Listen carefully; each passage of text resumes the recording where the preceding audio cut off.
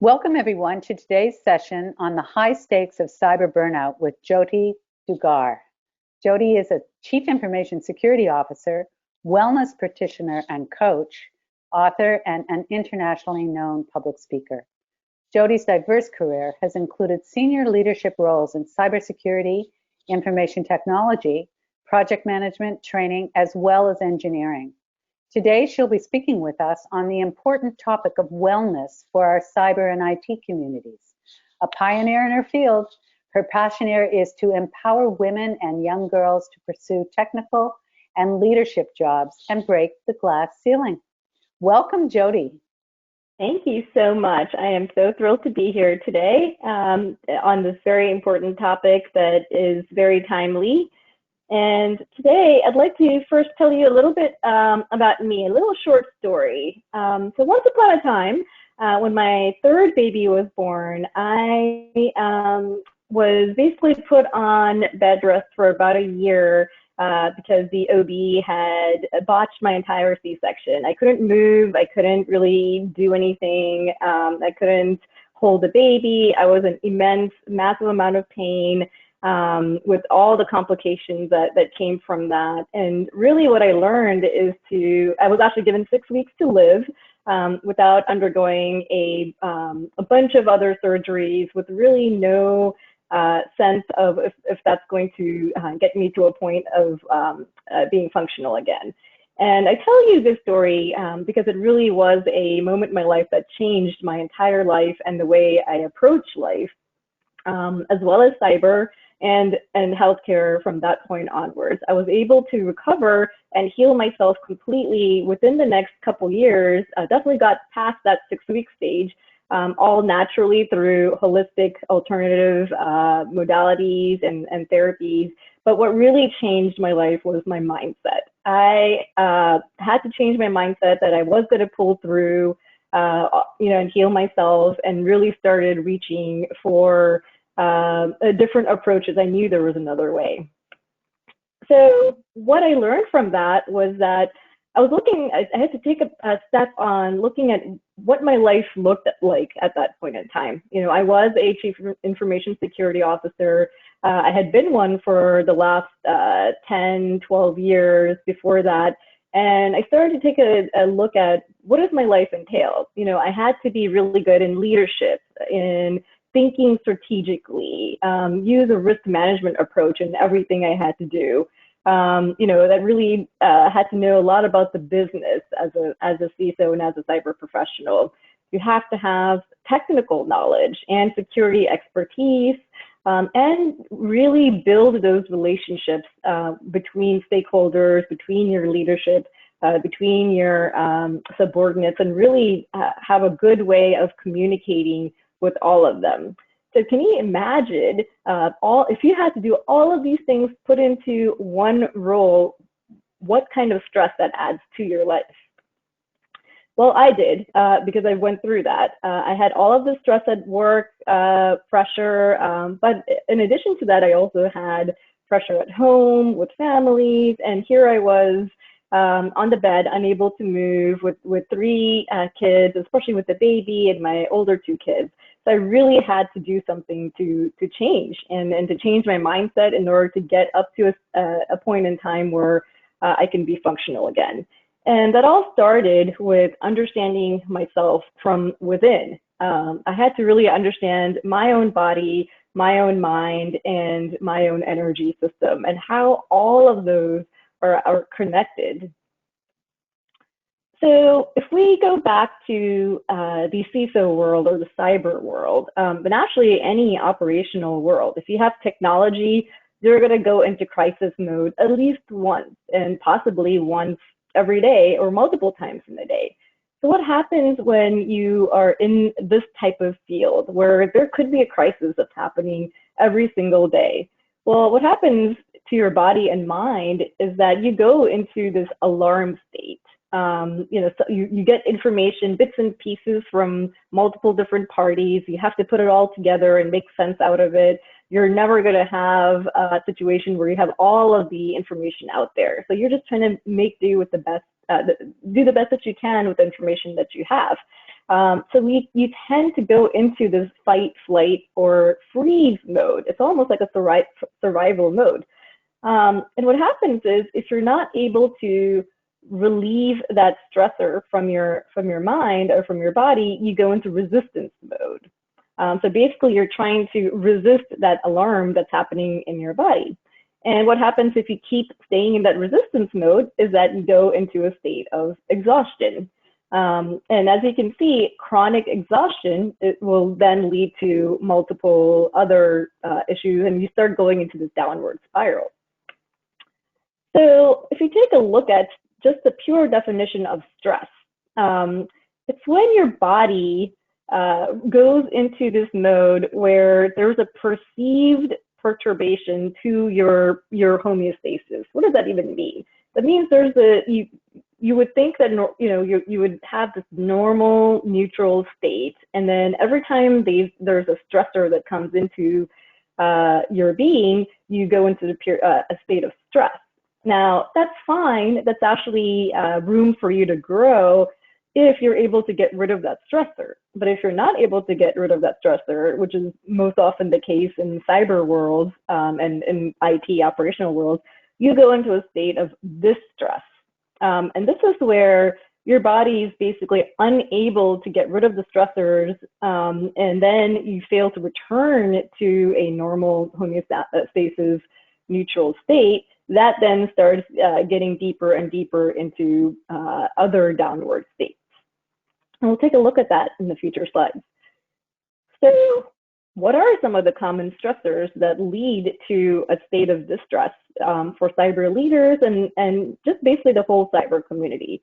Well, we as an organization and as a field, we have to be connected to our work, unfortunately, almost 24/7, because the hackers are not going to stop just because we want to leave work or we have family events or there's a weekend that's coming into the picture. So the work is going to be continuing on and on, more than 40 hours a week, nonstop, 24/7. We have to deal with incidents, outages, breaches. Most of us have a lack of resources and probably even a lack of funding. And if we haven't made cyber a priority in our organizations, we're fighting the uphill battle there as well.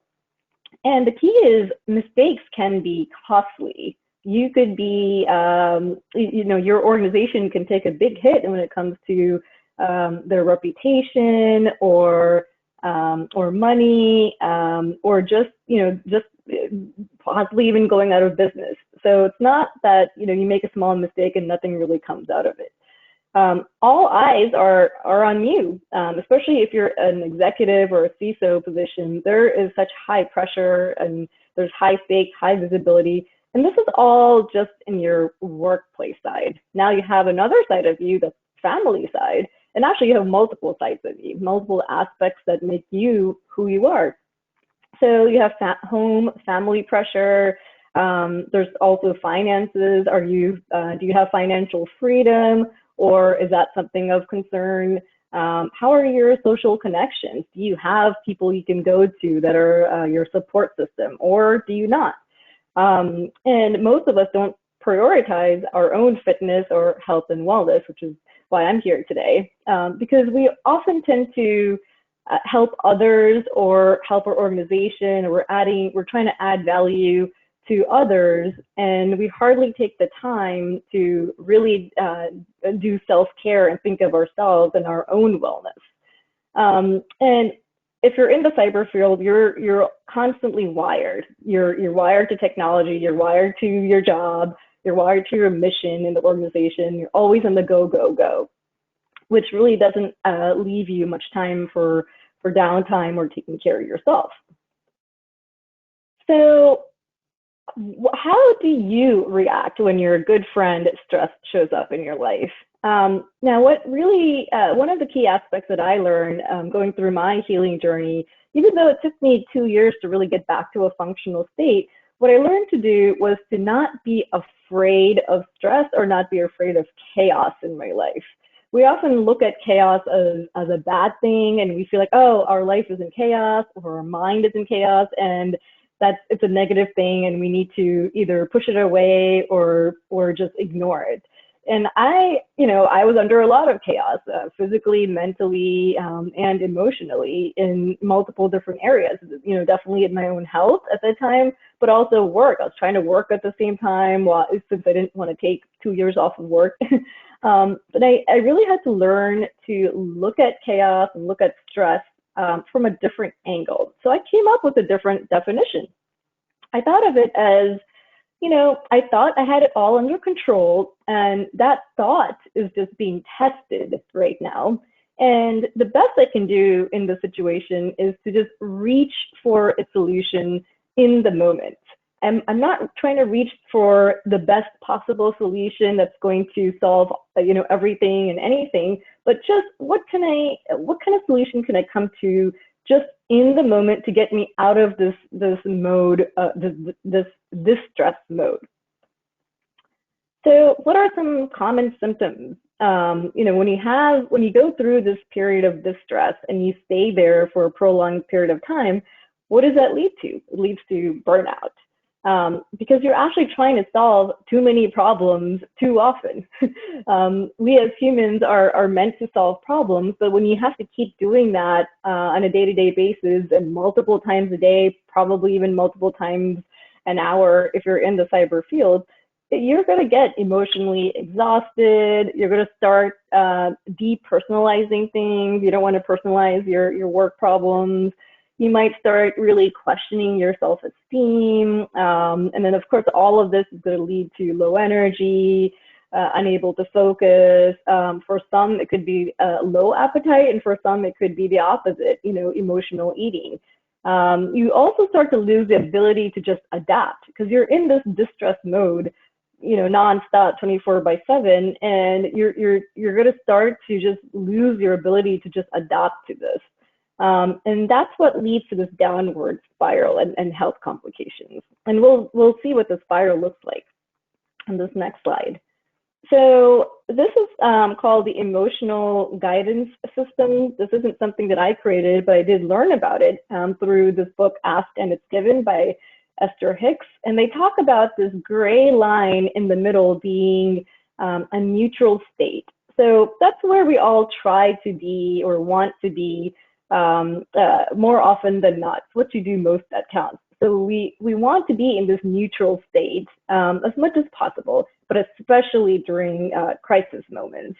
And if possible, we want to be above the neutral state, where we get into joy, love, passion, happiness, as more often than not. But we definitely don't want to be in this downward spiral states of being too often. It's okay to go there once in a while, or when something hits at you that you weren't expecting, unexpected changes, but we don't want to remain in those bottom states.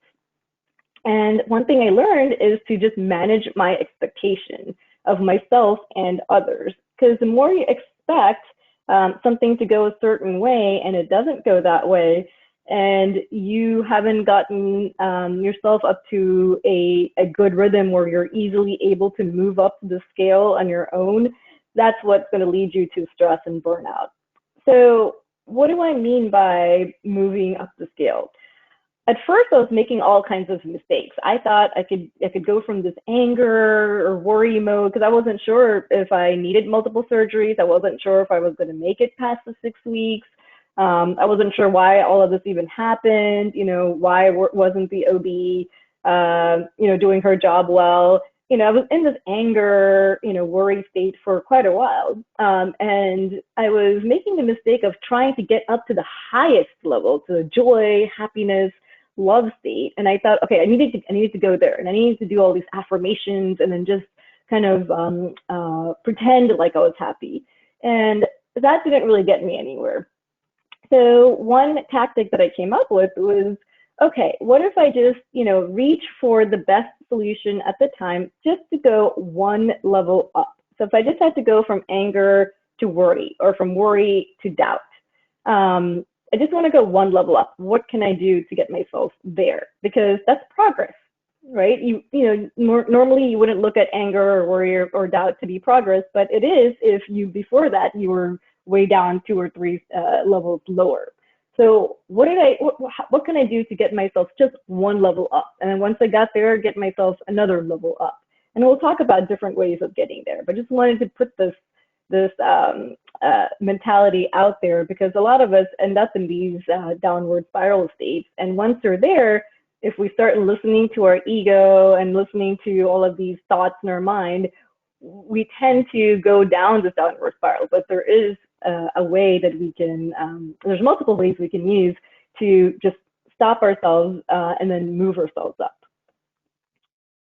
One area that I really found was helpful for me, it's not the most fun topic to talk about, but it's the concept of grief. Grief is often looked at as a bad thing to do, or it's not a fun topic to think about. But we have to allow ourselves to go to be okay in grieving about someone or something or some situation, or just the act of just grieving. It's actually good for us to do that. And what do we mean? Especially during this time where things may be unknown, or maybe you really wanted to do something like go take vacation and you couldn't, or maybe there was a important life event that you wanted all of your friends and family in person for, and now that's not possible. Sometimes we tend to just walk it off and try to be optimistic, and that's great. But then if we haven't gone through the process of grieving that, I really wanted this, or, I feel really bad it didn't happen, it's okay to go into these different states of grieving and then resolve it for ourselves and then move out of this cycle. So how do we do that? How can we move ourselves upward into the upward cycle using a mind, body, and energy approach? Well, one concept we have to understand is our thoughts. Our thoughts lead to our emotions then lead to behaviors, and all of these combined do affect your physical body. So sometimes you have physical ailments or dis-eases, where your body is in a state of dis-ease, and it all came from your mindset and your emotions, which most people don't connect those dots. So where do we start? So let's start by looking at our thoughts. There are helpful thoughts, and then there's unhelpful thoughts.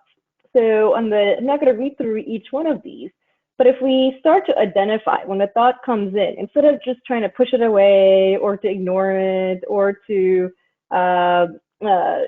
think of it as a bad thing, it's okay. Even if they're unhelpful, we have to look at ourselves as an observer of that thought.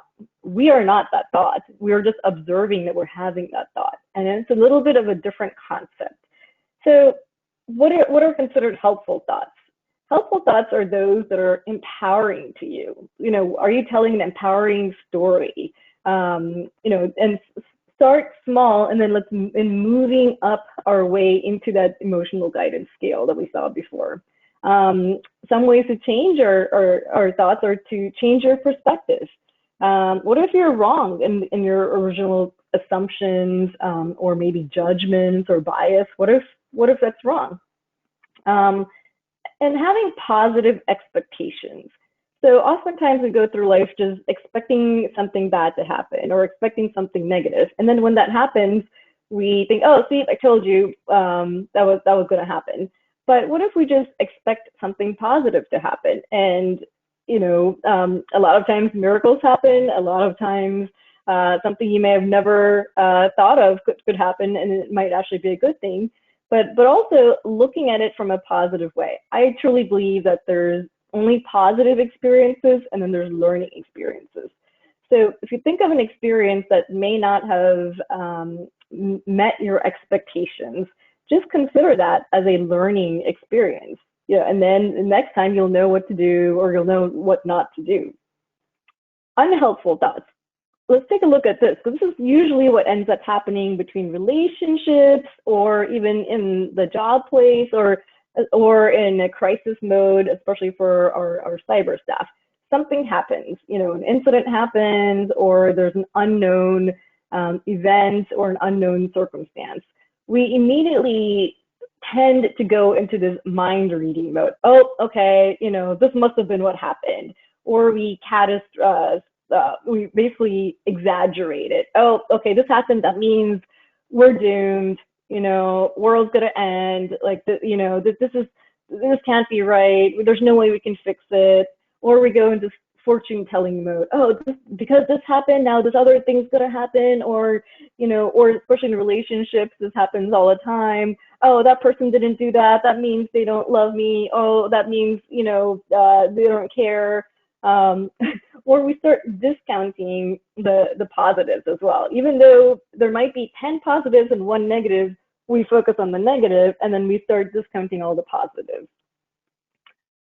So what can we do about this? We've been talking a lot about what happens in our mind, bodies, and energies, especially if we're in these stressful jobs or job fields.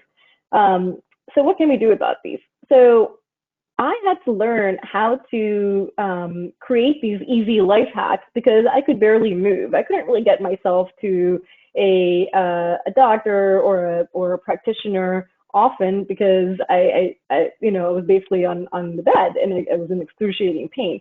So I had to come up with ways that I can slowly start changing my mindset just by myself. So these are some things I came up with. I had to set boundaries. I really didn't feel that it was helpful, even though my friends and family were trying to be helpful, but no one could understand what I was going through, because frankly, they just weren't in the same position, and I myself wasn't really understanding like what I'm going through. So, but I had to set boundaries. I had to set, okay, after this time, I am not looking at the phone. After this time, I'm not going to be trying to work while I'm going through this.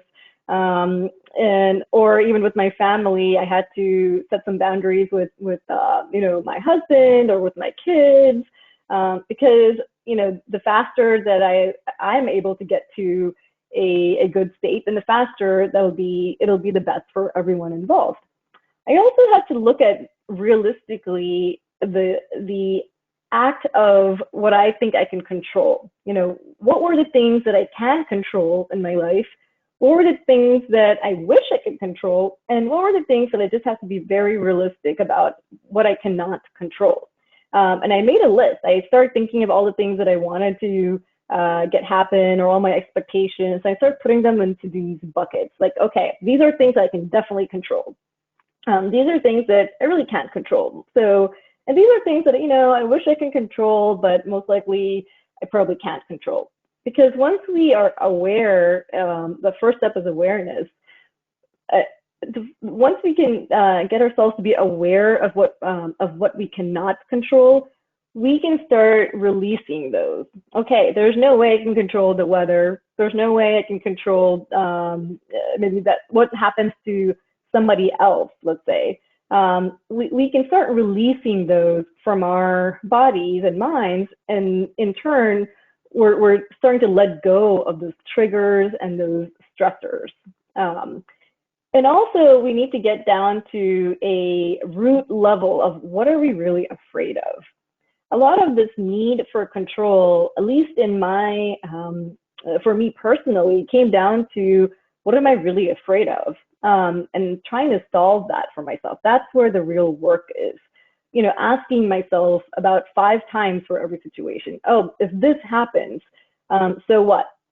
What's going to happen if this particular incident happens? Okay, well, then this other thing will happen. Okay, if that other thing happens, then what? So what? What's going to happen?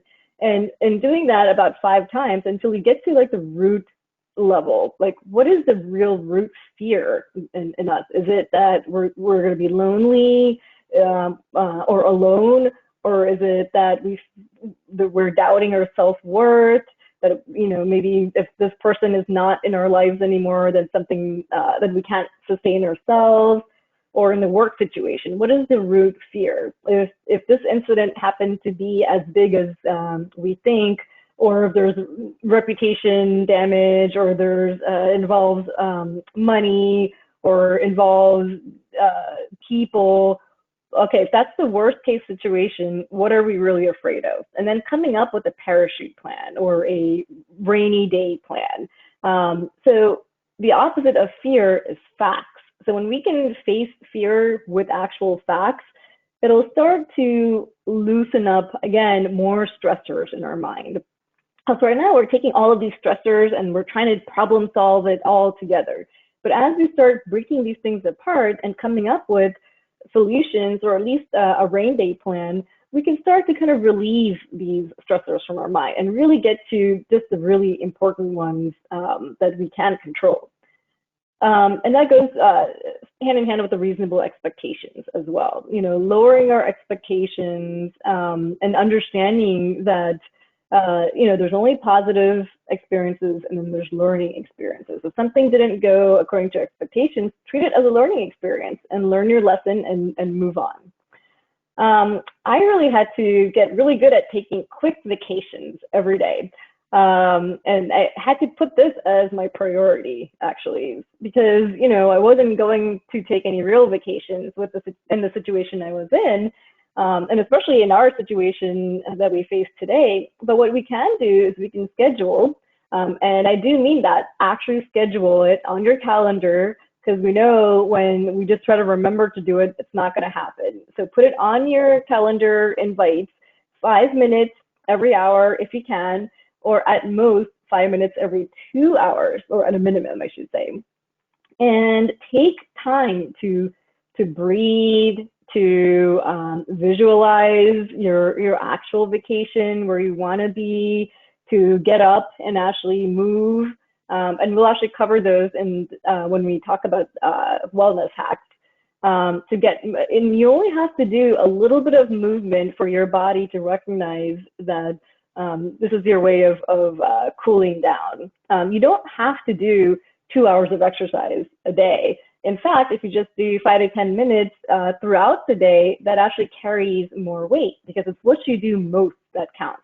If you are sitting in one place for 22 hours in a day, and then you take 1 or 2 hours to go and exercise, that's really not what your body was meant to do. And the last one I have here is grateful time. This was for me the easiest way for me to get myself up on the upward spiral, and one state at a time, was just the act of being grateful. And I know when I totally understand if you're in a place where you just can't think of anything to be grateful for because you're way down there at the bottom most of that downward spiral. I totally get that. And I had to just come up with different things I am grateful for. You know, I was still alive. You know, that's something that not everyone can say. My family was there for me. I have 2 hands and 2 legs. The sun came out this morning. I have food. I have a home. I have people that care about me. Just think of I'm surrounded by nature. I'm in a place where people aren't shooting at you all the time. You know, there are countries and there are people that face that every day. So the more you can start thinking of things that you are grateful for, the more you can start to resort to those when you do get to a state that's below that neutral state. And being grateful is the only emotion that will raise your energetic vibration the fastest and the most effective way. Because when you feel truly grateful and you can really feel that in your heart, your whole body will benefit from that. So I do want to leave you today with 5 different wellness hacks that really helped me when I was in this crisis mode every single day, just based on my own health journey, but also just being in the cyber field and having a family and 3 kids. So the first one is fact versus story. So one of my previous mentors, Stacey Martino, told me to think of the truth, whatever is happening in the situation at the time, as the truth is only the truth in the moment. So that this goes back to those helpful versus unhelpful thoughts. A lot of us, when we're faced with a situation that is a learning experience, we tend to generalize it as this is how it's going to be for the rest of our lives. And a lot of times it's not. In fact, most of the time it's not. We just have to start to realize this moment is all you have. You don't have the next moment. You don't have yesterday, but you do have this moment. And just being able to recognize, whatever the truth is, whether it's good, bad, ugly, it's only the truth in this moment. Anything can change the next moment. And what are the actual facts? A lot of times we use our own beliefs, values, experiences in life, our childhood to really add our own story to the facts. But we need to be very clear, what are the actual facts? What's the raw data out there? And then what is the story that we're telling ourselves about the facts? So the more we get better at changing our stress script and choosing a more empowering story, the more we'll start really identifying problem solving a lot faster, whether it's in the cyber world or whether it's in our own wellness. And again, just remembering this is a temporary state. If you're dealing with a cyber incident or an operational incident, or if you're dealing with a personal incident at home, we have to kind of keep that in mind. This is only temporary. This too shall pass. It's only the truth in the moment, not forever. So the other wellness hack that came in handy for me is the age-old method of shaking it off.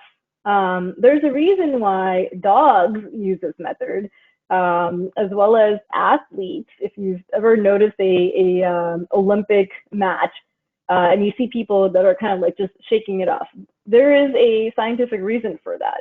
Because when you shake things off from your body, you're basically it's a natural response to stress. It regulates your fight or flight response, which we all know we go in when we go into this stress mode. So I know it's a little hard to do in the workplace, or can be, but if you can find an office or even a bathroom, I had to do it in the car a couple times, especially before going into work and then coming back from work. Those are key times before you go into work, to shake it off and then think positive thoughts and how awesome this day is going to be. And then when you come out, just shake off anything that's not serving you, that's from your body, and you'll notice a huge relief just by shaking it off, just for a couple minutes. It's not like you're going to sit there shaking for half an hour. Just a few minutes, and you'll start relieving all of that energy that's not serving you anymore. So this is one thing that, again, when I was going through my healing journey, I was really not a wellness junkie or a spiritual junkie at all. And in fact, I didn't really understand this whole world. I thought you had to sit there doing a 45-minute meditation to really see any benefits. And, I didn't have time for that. But what I did start doing was just finding a couple minutes. So in those 5 minutes that I really suggest everyone do once an hour, once every 2 hours, do something different so you don't get bored of doing the same thing every time. So let's say for the first one, I would do the shaking it off. And maybe the second hour or the second time I do it, I would do breathing techniques. And maybe the third time I would do more of the physical, just moving around, or visualizing your vacation. So these are 3 different breathing techniques. I'm not going to go through each one of these, but just to kind of show you. The first one was that I found really helpful, and this you can do anytime because no one really can tell what you're doing in this, is to take a long, deep breath in through your belly. Your belly is where or your core is where you tend to hold stress and pressure and emotional trauma that you might not have released from your body. So it's really important that you breathe from your belly, especially when you're trying to relieve stress. You breathe in for 4 counts, you hold for 4 counts, and then you exhale for another 4 counts. And you just do that for 2 to 5 minutes. Even if you can only do it for 1 minute, that's a great start. And the second one is you do the same thing, but this time when you exhale, you chant a long voo sound. Now the sound voo originates from your belly, and it'll instantly bring you peace of mind within minutes. So again, just repeat the same thing. You can breathe in for 4 counts, hold for 4 counts, and as you exhale, you make this voo sound, and then until you're unable to hold it or exhale anymore. And this is great to do before you sleep at night. If you're suffering from not being able to sleep or not having a restful sleep, this is great to kind of calm your mind, body, and energy from being in that wired, on the go, 24/7 mode. Now, the last one I have on here is called alternate nostril breathing. Some of you might have heard different variations of this. And this is just one way of doing it, is to just hold one side of your nose closed with your thumb or your index finger as you breathe in through your left, and then you let go of your left, and then breathe in through your right. And then you let go of your right, breathe in through your left. So you just keep alternating back and forth. Again, just for a couple minutes makes a huge difference.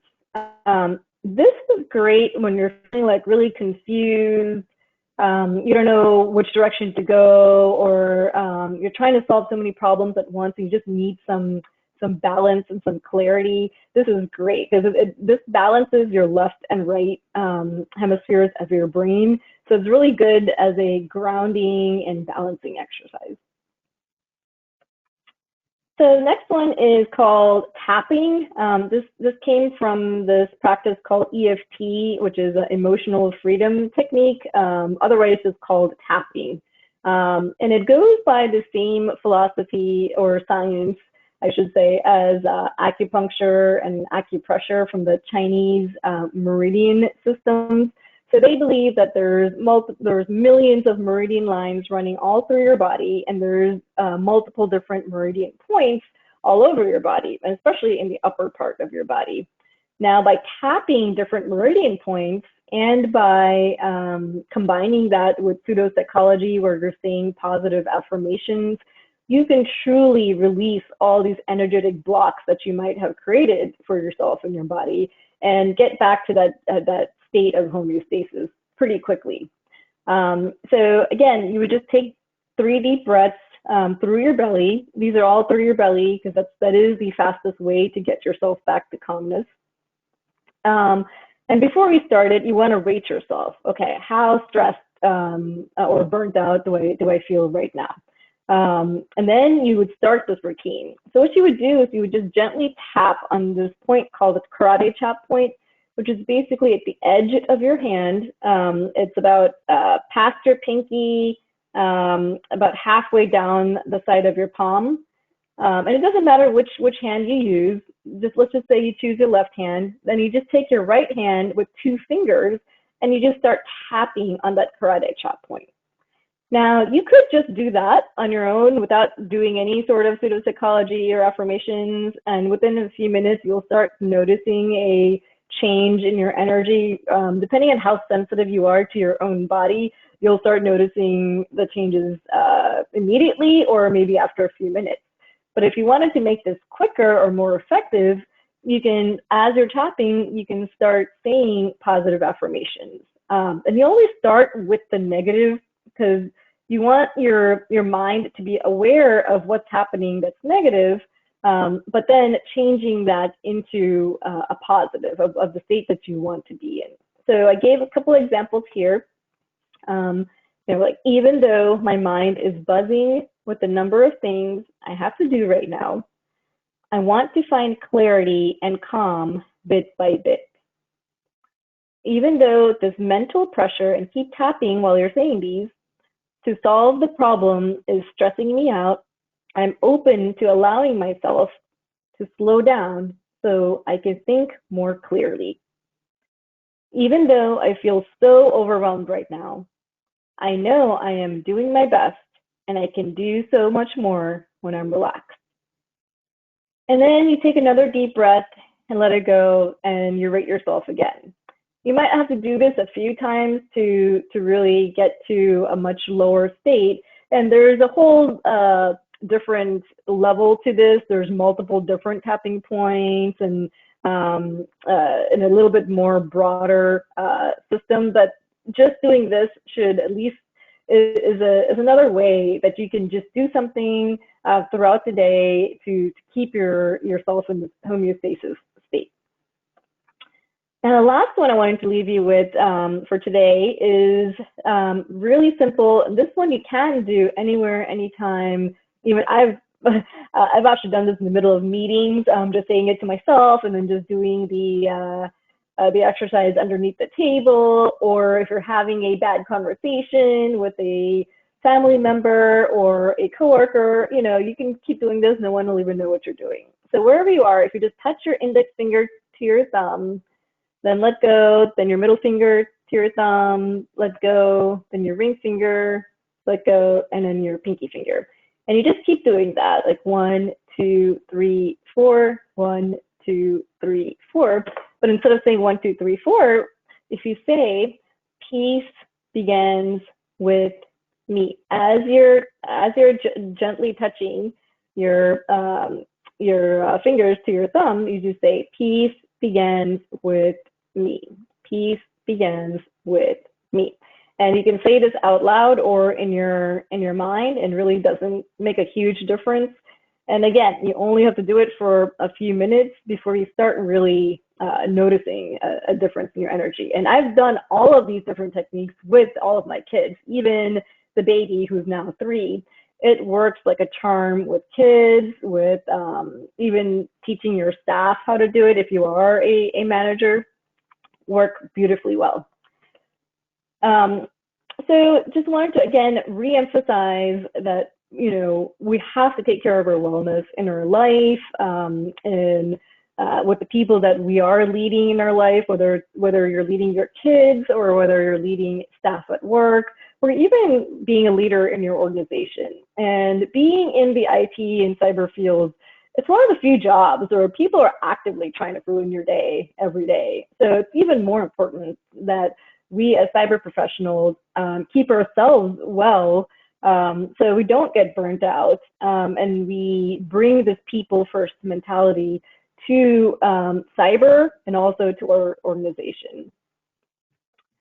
So with that, I want to just let you all know about this program that I'm about to launch. It's an online program called Chaos Busters, Nipping Burnout in the Bud. And if you'd like more information on this, please feel free to contact me anytime. My contact information is on here, and happy to tell you more about it. So thank you so much. I really appreciate this opportunity. Thank you, Jothi. That was very inspiring. I'm going to be breathing and shaking and tapping my way into peace and wellness. I know that everyone has enjoyed this, and we're very, very pleased to have had you on this wonderful session today. I know I learned a lot, and really glad that you were able to join us. Thank you.